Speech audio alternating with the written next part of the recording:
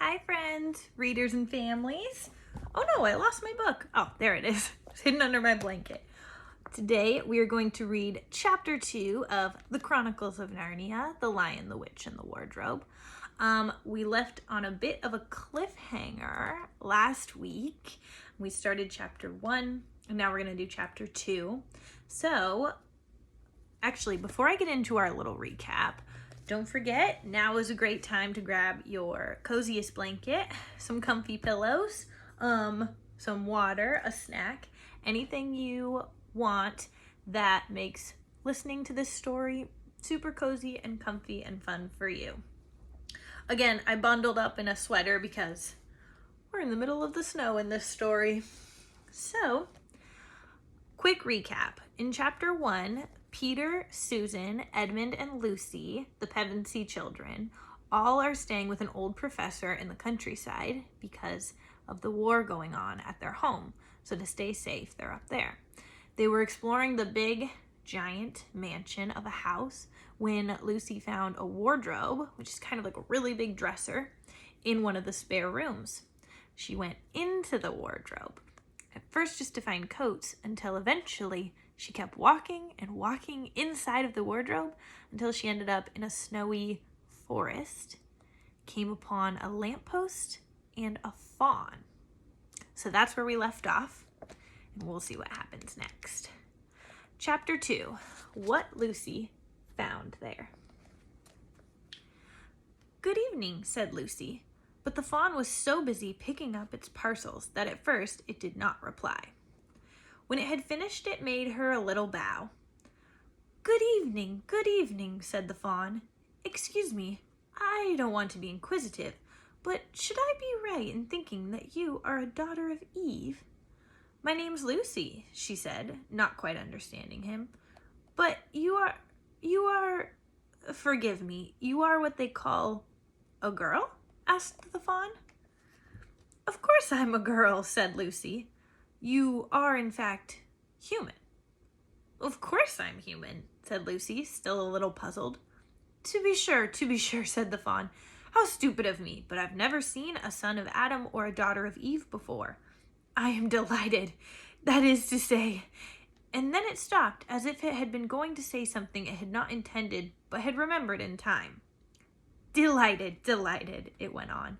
"Allow me to introduce myself. My name is Tumnus." "I am very pleased to meet you, Mr. Tumnus," said Lucy. "And may I ask, O Lucy, daughter of Eve," said Mr. Tumnus, "how have you come into Narnia?" "Narnia? What's that?" said Lucy. "This is the land of Narnia," said the fawn, "where we are now, all that lies between the lamppost and the great castle of Cair Paravel on the eastern sea. And you have come from the wild woods of the west?" I got in through the wardrobe in the spare room," said Lucy. "Ah," said Mr. Tumnus in a rather melancholy voice. "If only I had worked harder at geography when I was a little fawn, I should no doubt know all those strange countries. It's too late now." "But they aren't countries at all," said Lucy, almost laughing. "It's only just back there, at least. I'm not sure. It's summer there." "Meanwhile," said Mr. Tumnus, "it is winter in Narnia and has been for ever so long, and we shall both catch cold if we stand here talking in the snow. Daughter of Eve, from the far land of Spare where eternal summer reigns round the bright city of Wardrobe, how would it be if you came and had tea with me?" "Well, thank you very much, Mr. Tumnus," said Lucy, "but I was wondering, I ought to be getting back." It's only just around the corner," said the fawn, "and there will be a roaring fire, and toast, and sardines, and cake." "Well, it's very kind of you," said Lucy, "but I shan't be able to stay long." "If you will take my arm, daughter of Eve," said Mr. Tumnus, "I shall be able to hold the umbrella over both of us. That's the way. Now, off we go." And so Lucy found herself walking through the wood arm in arm with this strange creature, as if they had known one another all their lives. They had not gone far before they came to a place where the ground became rough and there were rocks all about and little hills up and little hills down.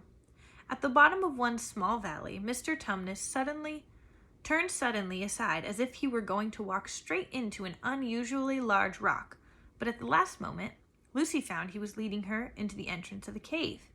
As soon as they were inside, she found herself blinking in the light of a wood fire.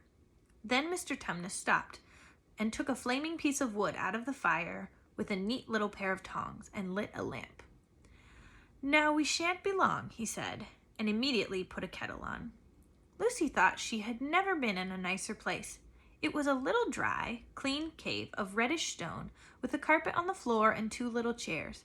"One for me and one for a friend," said Mr. Tumnus, and a table and a dresser and a mantelpiece over the fire, and above that a picture of an old fawn with a gray beard.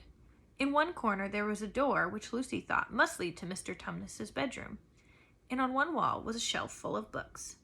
Lucy looked at these while he was setting out the tea things. They had titles like The Life and Letters of Silenus, or Nymphs and Their Ways, or Men, Monks, and Gamekeepers, A Study in Popular Legend, or Is Man a Myth? "Now, daughter of Eve," said the fawn. Before I turn the page, this is Lucy and Mr. Tumnus walking through the wood.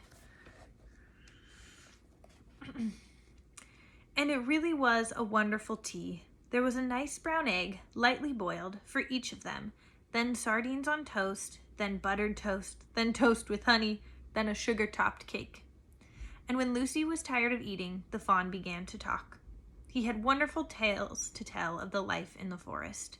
He told about the midnight dances and how the nymphs lived in the wells and the dryads who lived in the trees came out to dance with the fawns. There they are having tea. The nymphs and the dryads. He talked about long hunting parties after the milk-white stag who could give you wishes if you caught him, about feasting and treasure-seeking with the wild red dwarfs in deep mines and caverns far beneath the forest floor, and then about summer when the woods were green and old Silenus and his fat donkey would come to visit them, and sometimes Bacchus himself, and then the streams would run with wine instead of water, and the whole forest would give itself up to jellification for weeks on end. "Not that it isn't always winter now," he added gloomily. Then, to cheer himself up, he took out from its case on the dresser a strange little flute that looked as if it were made of straw, and began to play. And the tune he played made Lucy want to cry and laugh and dance and go to sleep all at the same time. It must have been hours later when she shook herself and said, "Oh, Mr. Tumnus, I'm so sorry to stop you, and I do love that tune, but really I must go home. I only meant to stay here for a few minutes." "It's no good now, you know," said the fawn, laying down its flute and shaking its head at her very sorrowfully. "No good?" said Lucy, jumping up and feeling rather frightened. "What do you mean? I've got to go home at once. The others will be wondering what has happened to me." But a moment later she asked, "Mr. Tumnus, whatever is the matter?" For the fawn's brown eyes had filled with tears, and then the tears began trickling down its cheeks, and soon they were running off the end of its nose, and at last it covered its face with its hands and began to howl. Mr. Tumnus, said Lucy in great distress. Don't, what is the matter? Aren't you well? Dear Mr. Tumnus, do tell me what is wrong." But the fawn continued sobbing as if its heart would break. And even when Lucy went over and put her arms round him and lent him her handkerchief, he did not stop. He merely took the handkerchief and kept on using it, wringing it out with both hands whenever it got too wet to be any more use, so that presently Lucy was standing in a damp patch. "Mr. Tumnus," bawled Lucy in his ear, shaking him, "do stop it at once. You ought to be ashamed of yourself, a great big fawn like you. What on earth are you crying about?" Oh, sobbed Mr. Tumnus. "I'm crying because I'm such a bad fawn." "I don't think you're a bad fawn at all," said Lucy. "I think you're a very good fawn. You're the nicest fawn I've ever met." "Oh, oh, you wouldn't say that if you knew," replied Mr. Tumnus between sobs. "No, I'm a bad fawn. I don't suppose there ever was a worse fawn since the beginning of the world." "But what have you done?" asked Lucy. "My old father now," said Mr. Tumnus. "That's his picture over the mantelpiece. He would have never done a thing like this." "A thing like what?" said Lucy. "Like what I've done," said the fawn. "Taken service under the White Witch. That's what I am. I'm in the pay of the White Witch." "The White Witch? Who is she?" "Why, it is she that has got all Narnia under her thumb. It's she that makes it always winter and never Christmas. Think of that." "How awful," said Lucy. "But what does she pay you for?" "That's the worst of it," said Mr. Tumnus with a deep groan. "Oh, I'm a kidnapper for her. That's what I am. Look at me, daughter of Eve. Would you believe that I'm the sort of fawn to meet a poor innocent child in the wood, one that had never done me any harm, and pretend to be friendly with it, and invite it home to my cave, all for the sake of lulling it to sleep, and then handing it over to the White Witch?" "No," said Lucy, "I'm sure you wouldn't do anything of the sort."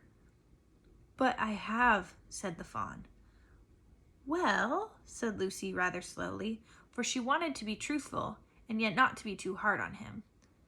"Well, that was pretty bad, but you're so sorry for it that I'm sure you will never do it again." "Daughter of Eve, don't you understand?" said the fawn. "This isn't something I have done. I'm doing it now, at this very moment." "What do you mean?" cried Lucy, turning very white. "You are the child," said Mr. Tumnus. "I had orders from the White Witch that if I ever saw a son of Adam or a daughter of Eve in the wood, I was to catch them and hand them over to her. And you are the first I ever met. And I have pretended to be your friend and asked you to tea, and all the time I've been meaning to wait till you were asleep and then go tell her." "Oh, but you won't, Mr. Tumnus," said Lucy. "You won't, will you? Indeed, you really mustn't." "And if I don't," he said, beginning to cry again, "she's sure to find out, and she'll have my tail cut off, my horns sawn off, and my beard plucked out, and she'll wave her wand over my beautiful cloven hooves and turn them into horrid solid hooves like a wretched horse's. And if she is extra and specially angry, she'll turn me into a stone, and I shall only be a statue of a fawn in her horrible house until the 4 thrones at Cair Paravel are filled, and goodness knows when that will happen, or whether it will ever happen at all." "I'm very sorry, Mr. Tumnus," said Lucy, "but please let me go home." "Of course I will," said the fawn. "Of course I've got to. I see that now. I hadn't known what humans were like before I met you. Of course I can't give you up to the witch, not now that I know you, but we must be off at once. I'll see you back to the lamppost. I suppose you can find your own way from there back to Spare and Wardrobe?" "I'm sure I can," said Lucy. "We must go as quietly as we can," said Mr. Tumnus. "The whole wood is full of her spies. Even some of the trees are on her side." They both got up and left the tea things on the table. And Mr. Tumnus once more put up his umbrella and gave Lucy his arm, and they went out into the snow. The journey back was not at all like the journey to the fawn's cave. They stole along as quickly as they could, without speaking a word, and Mr. Tumnus kept to the darkest places. Lucy was relieved when they reached the lamppost again. "Do you know your way from here, daughter of Eve?" said Tumnus. Lucy looked very hard between the trees and could just see in the distance a patch of light that looked like daylight. "Yes," she said, "I can see the wardrobe door." "Then be off home as quick as you can," said the fawn. "And can you ever forgive me for what I meant to do?" "Why, of course I can," said Lucy, shaking him heartily by the hand. "And I do hope you won't get into a dreadful trouble on my account." "Farewell, daughter of Eve," he said. Perhaps I may keep the handkerchief?" "Rather," said Lucy, and then ran toward the far-off patch of daylight as quickly as her legs would carry her. And presently, instead of rough branches brushing past her, she felt coats, and instead of crunching snow under her feet, she felt wooden boards, and all at once she found herself jumping out of the wardrobe into the same empty room, from which the whole adventure had started. She shut the wardrobe door tightly behind her, looked around, panting for breath. It was still raining, and she could hear the voices of the others in the passage. "I'm here," she shouted. "I'm here. I've come back, and I'm all right." That's the end of chapter 2. Our next chapter is called Edmund and the Wardrobe. Oh, so good. I would love to hear what you all thought about chapter 2. So you can comment below. What did you think about Mr. Tumnus and the White Witch? And do you think the wardrobe is magical? How do you get into a wardrobe and end up in the woods? I want to hear your thoughts, and give this video a thumbs up if you enjoyed it. And we will see you next Sunday for chapter 3. Bye.